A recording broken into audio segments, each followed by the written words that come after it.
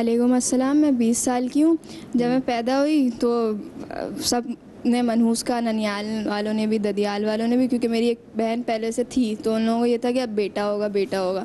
اور اس کے ساتھ ساتھ پھر میرے چاچو کی ٹانگ بھی ٹوٹ گئی تھی، گھر میں آگ بھی لگ گئی تھی، اور ماموں کے کاروبار میں چوری ہو گئی تھی. تو اس وجہ سے ان لوگوں نے مجھے بھی پھر بالکل ہی منحوس ثابت کر دیا کہ یہ ہے ہی منحوس. میں ان سب چیزوں کو میری پیدائش سے ملا دیا کہ یہ پیدا ہوئی ہے، اس وجہ سے یہ منحوسیتیں آ رہی ہیں. یعنی کہ کچھ بھی ماموں چاچا کی ٹانگ ٹوٹ گئی، ماموں کا کام ختم ہو گیا، سب چیزیں فلک پہ جی اس بچی پہ جو کہ ابھی پیدا ہوئی ہے. جی جی اچھا ابھی بھی آپ کو ایسے ہی سمجھتے ہیں؟ جی جی ایسی سمجھتے ہوں. کسی بھی فیملی فنکشن میں کسی بھی جگہ پہ پسند نہیں کرتے کہ میں جاؤں، مطلب بس میں گھر پر ہی رہتی ہوں زیادہ تر.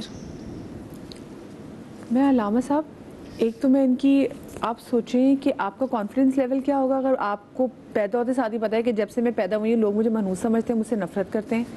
پھر مجھے بتائیں، ایک بچی جو کہ نومولود ہے، اس کے پیدا ہونے سے، اگر اس کے پیدا ہونے کے بعد کچھ بھی اگر ہوتا اس کے پلڑے میں ڈال دے کہ اس کی وجہ سے ہوا ہے، کچھ بھی وغیرہ برا خاندان میں ہو تو ہمارے معاشرے کا علم یہی تو ہے نا ہمارا کہ جو ہم خدائی فیصلوں کے اندر ہم اپنی مداخلت کرتے ہیں.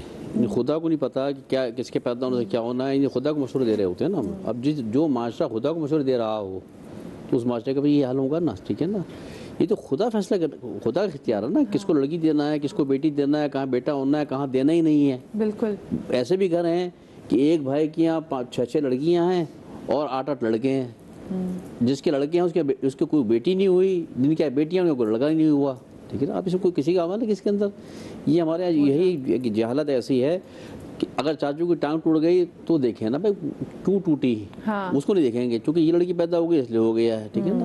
تو میں تو اس بچی کو یہ کہوں گا، بیٹا اس کے اندر کیا کہتے ہیں اپنا نہ دل چھوٹا کرنے کی ضرورت ہے، نہ اپنے اعتماد کو ختم کرنے کی ضرورت ہے. اپنے آپ میں خود اعتماد رکھو.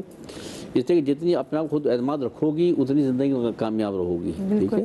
اور جتنا کانفیڈنس لیول اپنا بڑھاؤ. کسی پہ دیکھو جب معاشرہ اگر ایسے لوگ ٹکرا جائیں ہمارے سامنے تو ان کے سامنے پھر اپنے آپ کو سرنڈر نہیں کیا جاتا. ٹھیک ہے. جو طریقہ کار دیے گئے ہیں، اگر آپ نماز کی پابند ہیں تو اچھی بات ہے. علامہ صاحب دیکھیں، اب جب ہم یہ کہتے ہیں کہ ہر اچھی چیز اللہ کی دی ہوئی ہے تو ہر آزمائش بھی اللہ کی طرف سے ہی ہے. اگر کسی کے ساتھ کچھ برا ہوتا ہے تو اس کا مطلب ہے وہ اللہ کی طرف سے دیا گیا. اب اگر وہ اللہ کے کاموں کو اس سے جوڑ دیتے تو کیا وہ شرک میں مبتلا نہیں ہو رہے؟ ایک اس نومولود بچی کو منحوس کہہ کے، یہ بھی شرک کی اقسام میں سے قسم ہے. یہ بھی شرک ہے.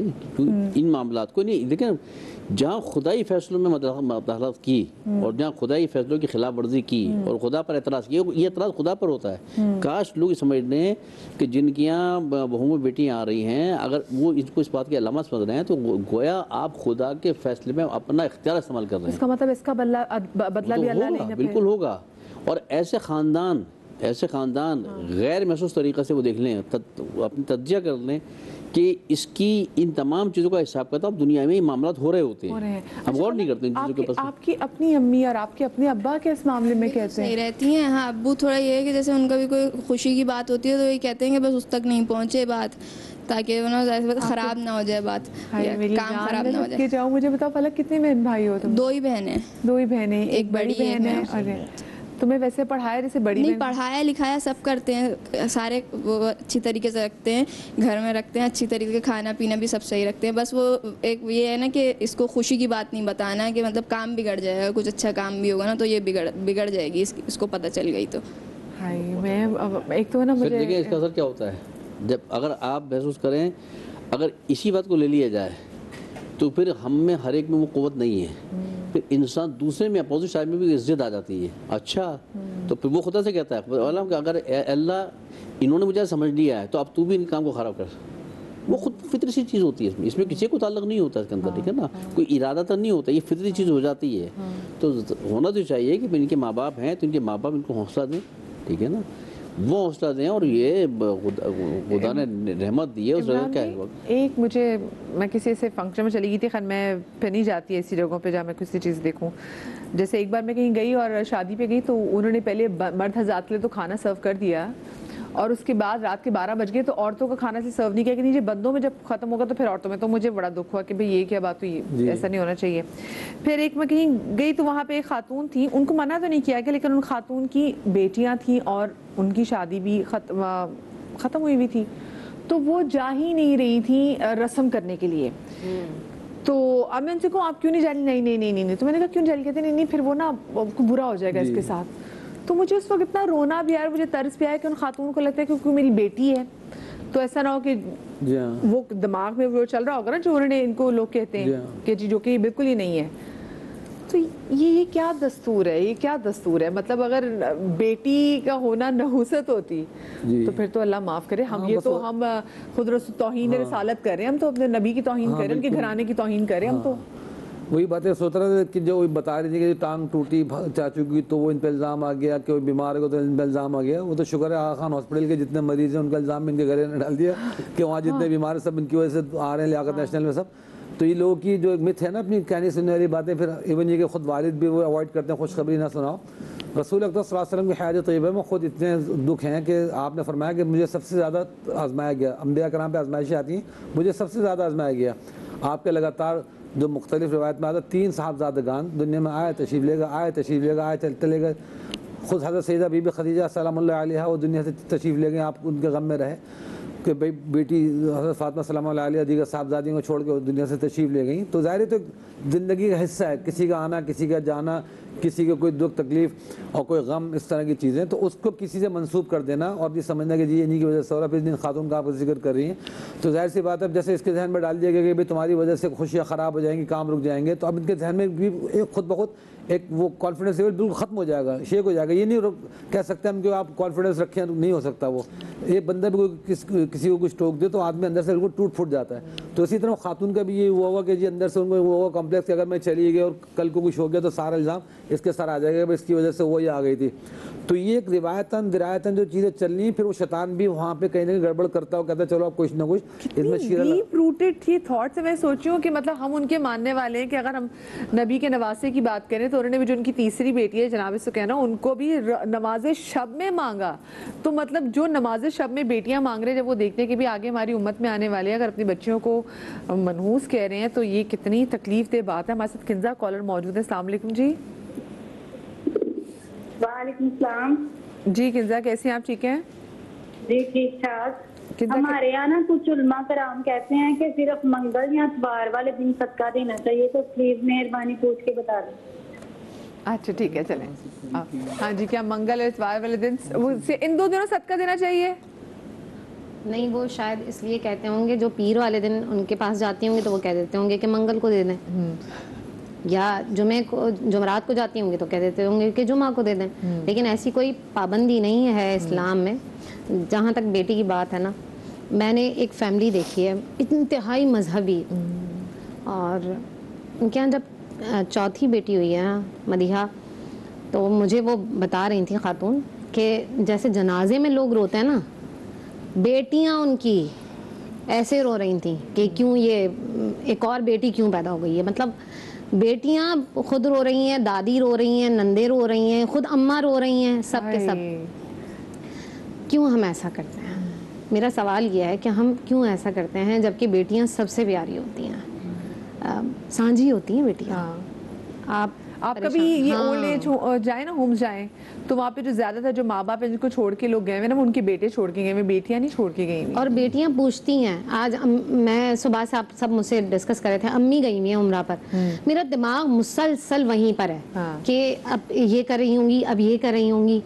اچھا, چونکہ ہم 3 بڑی بہنیں تھیں تو میں اپنا ذاتی تجربہ بھی بتاؤں گی کہ پہلی ہمارے یہاں مجھ سے بڑی بہن ہے, پھر میں پیدا ہو گئی, پھر چھوٹی والی. تو میری امی یہ بتاتی ہیں کہ وہ بہت ڈپریشن میں تھیں, بہت زیادہ ڈپریشن میں تھیں کہ اب خدا نخواستہ ایسا نہ ہو جائے کہ جو ہاسپٹل کا ٹائم ہے, امی بتاتی ہیں میری کہ جب جو میرے 2 بھائی ہونے والے تھے تو نرس نے بتایا آپ کے یہاں جڑواں ہیں. تو امی بتاتی ہیں میں اتنا روئی کیا 5 بیٹیاں ہو جائیں گی. مطلب جو معاشرے کا جو سوال تھا نا کہ جو پریشر ہے. ہاں, امی کہتی ہیں کہ مجھ سے ہر بندہ یہ کہتا تھا ہائی بیچاری کے یہاں. बड़े वाले के यहाँ तो बेटा है, आई बेचारी के यहाँ बेटियाँ हैं, आई बेचारी के यहाँ बेटियाँ हैं। तो अम्मी कहती हैं मैं इतना डिप्रेशन में थी, मैं कहती थी अल्लाह ताला बस अब बेटी ना हो, क्योंकि ये जो माशरा है ना वो भी माओं को सख्त दिल बना देता है। और ये एक हकीकत है हमारे माशरे की।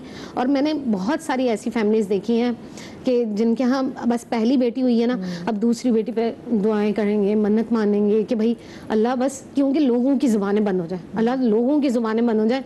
ये जब सवाल करते हैं ना, हाय बेचारी, ये ना करें। पता है ज़ुबान से तकलीफ़ देने का जो गुनाह है ना, आप समझ भी नहीं सकते हैं। ये समझ लीजिए कि ये शिर्क से भी ज़्यादा है। ये जो आप तकलीफ़ देते हैं ना लोगों को, ये इंतहाई ख़तरनाक चीज़ है, नहीं करें। क्योंकि देखें, एक तो बदशगुनी है, ठीक है, दूसरा आप ज़ुबानी तकलीफ़ देते हैं। तो आप अगर खुदा न खास्ता कोई शिरकी आपसे जुमला हो गया, आप अल्लाह से माफ़ी मांगे, अल्लाह आपको माफ़ कर देंगे। लेकिन ज़ुबान से आपने जो तकलीफ़ दी है ना, ये क्यों मैं ज़्यादा कह रही हूँ कि जो ज़ुबान से तकलीफ़, रब तो कहेगा कि बंदे से पहले माफ़ी मांग कर आओ, और जब तुम्हें बंदा माफ़ करेगा ना, तब मैं तुम्हें माफ़। और मेरे ख्याल से ना दुनिया जो मर्जी बात करे, लेकिन जब माँ बाप खुद भी खौफ में मुब्तला हो जाए ना, स्पेशली माएँ, वो ना करें। अल्लाह की देन है जो अल्लाह ने आपको बेटी देना, बेटा देना। बट हाँ, जैसे हमारी एक बहन मौजूद थी पहले, बता रही थी कि उनके यहाँ 7 बेटियों की पैदाइश, तो उनको कहा जाता है कि जी आपकी वजह से ख़ानदान में सब कुछ बुरा हुआ, तुम लेके भी 7 बेटियाँ आई, वो मैके से तो लेके नहीं आई थी, वो आपके बेटे की देन थी। फिर हमारी फलक की यहाँ पे बहन बच्ची मौजूद है, इसके भी साथ में बड़ी यकीन माने मैं इतनी तकलीफ़ में हो गई कि शायद मैं भी दूसरी बेटी हूँ, दूसरे नंबर की बेटी हूँ, तो कितना ये लगे। और मुझे लगता है कि हाँ, मैं अक्सर दुआ करती हूँ कि अल्लाह में मुझे ऐसी बेटी दे जैसे मैं अपने अम्मा अब्बा से प्यार करती थी। मतलब आपके अंदर होता है ना कि बेटियाँ जितनी प्यारी होती हैं। ये जो मेरी बहन की कॉल आई थी किंजा, वो पूछी थी सदक़े के लिए दिन, चले हम ये बता देते कि अफजल दिन कौन सा सदक़े का हो। तो बिस्मिल्लाहिर्रहमानिर्रहीम। जितने नाज़रीन ये प्रोग्राम देख रहे हैं, आपकी खिदमत में अर्ज़ है कि आलिम में और आमिल में फ़र्क होता है, ये जहन में रखिएगा। तो आप जिन अमलियात करने वालों के पास जा रहे होते हैं वो आमिल होते हैं, वो उनमें से अक्सरियत उलमा की नहीं होती, और आप ये तमाम चीज़ें उलमा के खाते में डाल देते हैं। आप किसी आलिम से पूछेंगे तो वो कहते हैं आप किसी वक्त भी, किसी भी लम्हे आप अल्लाह सुब्हानहू व तआला की रज़ा के लिए देना सदका है, वो आप दे सकते हैं। हाँ, ये है कि जैसे आज सैयदुल अय्याम है, यौम जुमा है, इसकी अपनी बरक़ात होती हैं, और इसमें कुछ एक वक्त, एक घड़ी ऐसी भी आती है कि जो आप अल्लाह सुब्हानहू व तआला से दुआ मांगे, अल्लाह सुब्हानहू व तआला दुआ कबूल फरमा लेता है। कौन सा वक्त है वो? हाँ, अब कुछ उलमा कहते हैं कि जब अज़ान जुमा होती है उस वक्त का वक्त है, कुछ कहते हैं कि जब इमाम खड़ा होता है खुतबे के लिए उस वक्त का वक्त है, कुछ कहते हैं। और एक मैंने हदीस पढ़ी थी और तमाम नाज़रीन की खिदमत में अर्ज़ करूँगा, अगर कोई शख्स जुमेरात की रात को नियत करे, मर्द हज़रात के लिए स्पेशली और फिर बहनों के लिए भी, कि कल जुमा है, मैं उसकी तैयारी करूँगा, और वो जुमे की तैयारी करे, और फिर सबसे पहले मस्जिद में जाए, मस्जिद में जाने के बाद वो सुन्नत एतकाफ़ की नियत कर ले और वहाँ बैठ जाए और असर की नमाज तक बैठा रहे, तो आसमान से फ़रिश्ते उतरकर उस बंदे का दीदार करते हैं और उसकी हक़ में दुआएं करते हैं, और अल्लाह सुब्हानहू व तआला उसकी दुआ कबूल फरमा लेता है। इसी तरह वो बहनें जो चाहती हैं कि उसकी ज़िंदगी में बरकत हो, सुकून हो, अल्लाह की रहमत हो, तो वो कमरा जिसे मस्जिद बैत कहा जाता है, जहाँ वो नमाज़ पढ़ती हैं, अल्लाह की इबादत करती हैं, अगर वो नमाज़ ज़ोहर अदा करती हैं, क्योंकि ख़बर की जुम्मा नहीं है, और असर तक वहाँ बैठती हैं, दुआ करती हैं, सूरह कहफ पढ़ती हैं, तो जो दुआ मांगेंगे